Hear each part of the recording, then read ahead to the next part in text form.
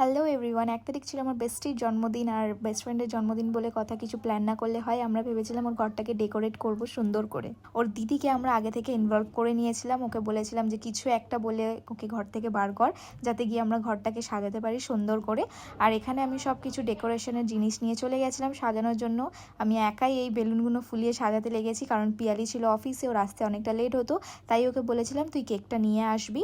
আর এখানে দেখো কেক নিয়ে চলে এসছে। আর তারপর বাকি যেটা ছিল ও হাতে হাতে করে দিয়েছে, তো তাড়াতাড়ি আমাদের হয়ে গেছে।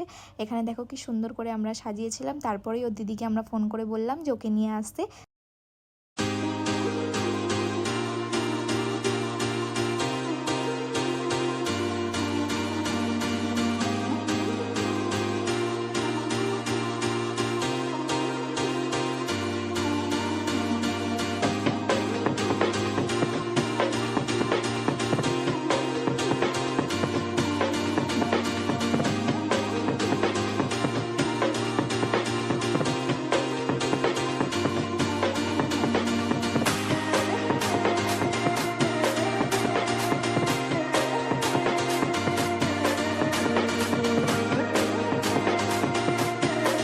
এই সারপ্রাইজটা ওর কাছে পুরোপুরি আনএক্সপেক্টেড ছিল, কারণ আমি ওকে বলেছিলাম যে আমি বাড়ি নেই, আমি চলে গেছি ব্যারাকপুর, আমার মাসির ছেলের জন্মদিন।